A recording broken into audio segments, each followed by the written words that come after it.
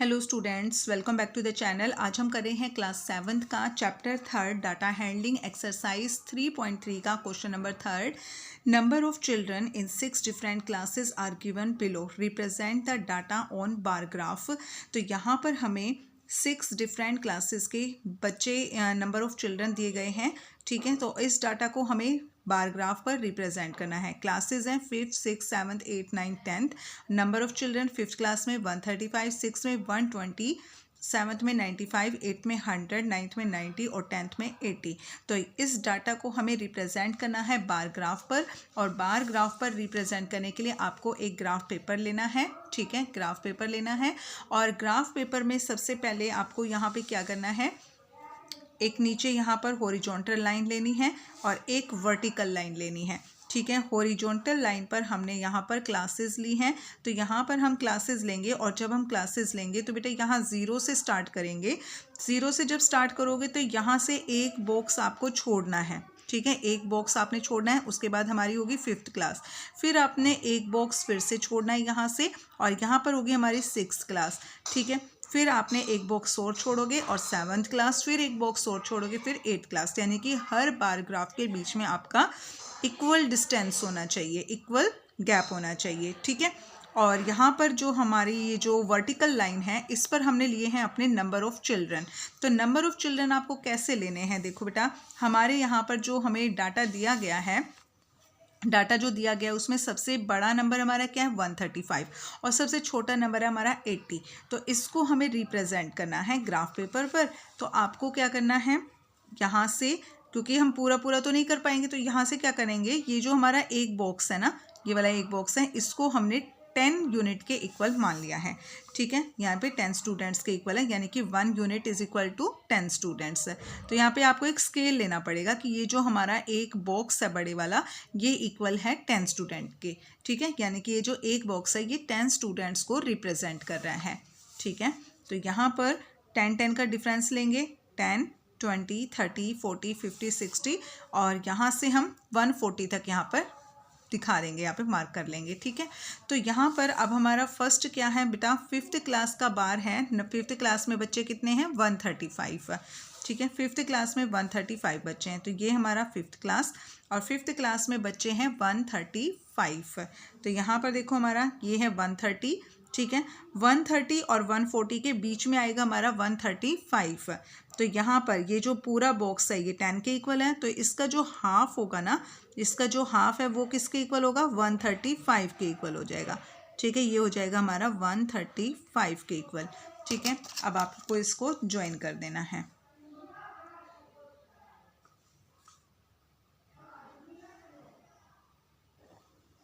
ऐसे इसको हम ज्वाइन कर लेंगे। ठीक है,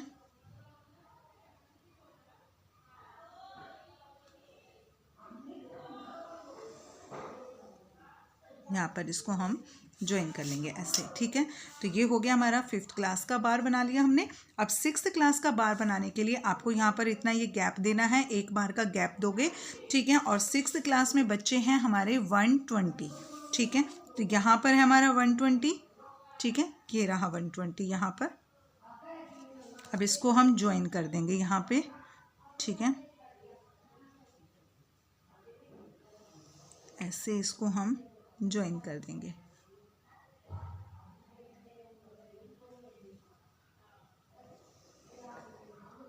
ठीक है, ये हमारा हो गया यहाँ पे 120। नेक्स्ट है हमारा 7th क्लास में बच्चे हैं 95। ठीक है, 7th क्लास में बच्चे हैं बेटा 95। तो 95, 90 हमारा है यहाँ पर हमारा 90, और 90 और 100 के बीच में 95 आ जाएगा। ठीक है, एक गैप छोड़ना आपने यहाँ पे एक बार का, ये हमारा है 95। ठीक है, 95, इसको यहाँ पे ज्वाइन कर देंगे।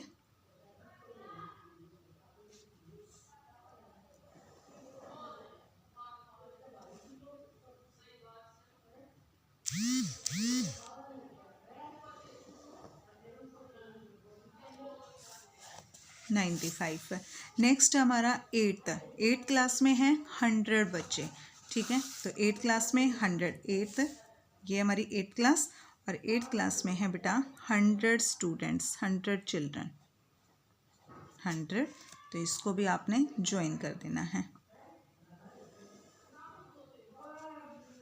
आपको अपना बार ग्राफ बनाना है बेटा, पेंसिल से बनाओगे आप ड्रॉ। मैं यहाँ पे पेन से ड्रॉ कर रही हूँ क्योंकि अच्छी तरह से आपको यहाँ पे दिखाई दे, इसलिए मैं यहाँ पे पेन से ड्रॉ कर रही हूँ। आपको अपने बार ग्राफ में पेंसिल से वर्क करना अपना काम, ठीक है, पेंसिल से करोगे। नेक्स्ट 8 में हो गए 100 बच्चे, 9th में हमारे 90 बच्चे, 9th क्लास में 90। तो ये है यहाँ पर हमारा 90 है इधर, तो इसके बिल्कुल सामने 90, ठीक है। तो इसको ज्वाइन कर लेंगे।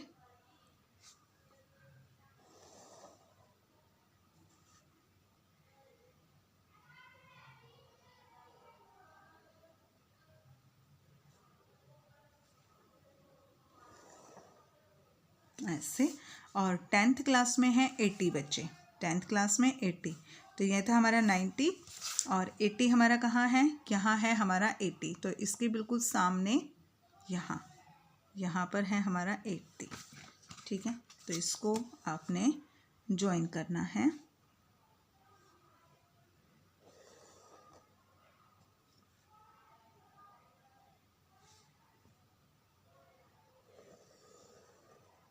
तो ये ऐसे आप इसको ज्वाइन कर लोगे, तो ठीक है। ये हमारा बार ग्राफ बन गया है। हमने जो डाटा जो हमें दिया गया था उसको हमने रिप्रेजेंट कर दिया है बार ग्राफ पर, ठीक है। तो इस तरीके से हमने अपना यहाँ पे ड्रॉ कर लिया है। ओके, नेक्स्ट अब हमें अपने क्वेश्चंस के, जो हमें इस क्वेश्चन में जो क्वेश्चन पूछे गए हैं इस क्वेश्चन के अकॉर्डिंग, तो उनके हमें आंसर करने हैं। तो उनके आंसर करने के लिए क्वेश्चन क्या है हमारा, first question, how would you choose a scale. आप एक स्केल को कैसे चूज करोगे। तो हमने यहाँ पे क्या किया है, जो हमारा एक बॉक्स है उसको हमने 10 स्टूडेंट्स के इक्वल किया है। तो यहाँ पर हम लिखेंगे 1 unit is equal to 10 students, 1 unit, इसको हम एक बॉक्स को 1 यूनिट बोलेंगे, ठीक है। 1 unit is equal to 10 students. Okay, next हमारे पास question, answer the following question B part में। बी पार्ट में फर्स्ट है, which class has the maximum number of children and the minimum. तो किस क्लास में मैक्सिमम नंबर ऑफ चिल्ड्रन है, किस क्लास में मिनिमम। मैक्सिमम का मतलब होता है सबसे ज़्यादा बच्चे, मिनिमम का मतलब होता है सबसे कम बच्चे। तो मैक्सिमम चिल्ड्रन,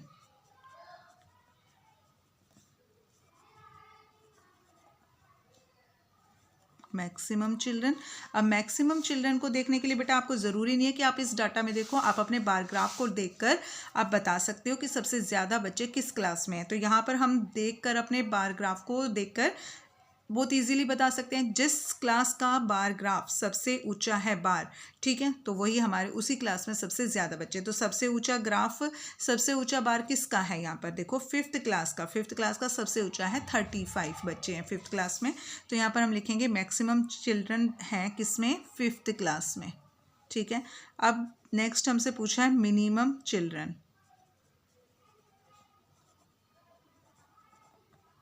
मिनिमम चिल्ड्रन में, मिनिमम चिल्ड्रन सबसे कम बच्चे।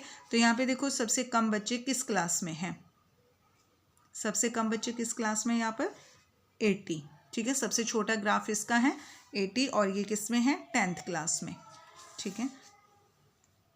सबसे कम बच्चे हैं बेटा 10th क्लास में, ठीक है।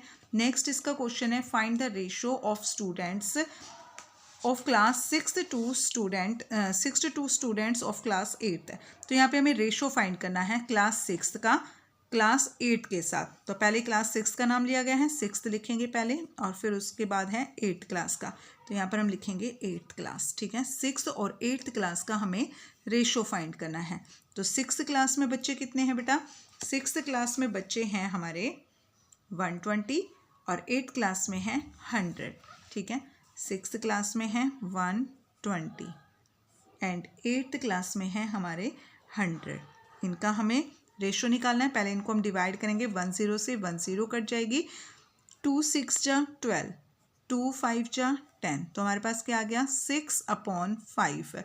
अब 6/5 को हम किसी और कॉमन टेबल से डिवाइड नहीं कर सकते, ये इसकी सिंपलेस्ट फॉर्म है, लोवेस्ट फॉर्म है, ठीक है। तो जो लोवेस्ट फॉर्म होती है उसी में हमें रेशो को दिखाना होता है। 6/5 को हम लिखेंगे यहाँ पर 6/5। अपना आंसर आप रेशो में, जब आपको आंसर देना है तो आपने ऐसे ही लिखना होगा 6/5, ठीक है। तो यहाँ पर हमारा क्वेश्चन नंबर 3 कंप्लीट होता है। नेक्स्ट क्वेश्चन करेंगे हम अपनी नेक्स्ट वीडियो में। तब तक के लिए bye and please like share and subscribe my channel please.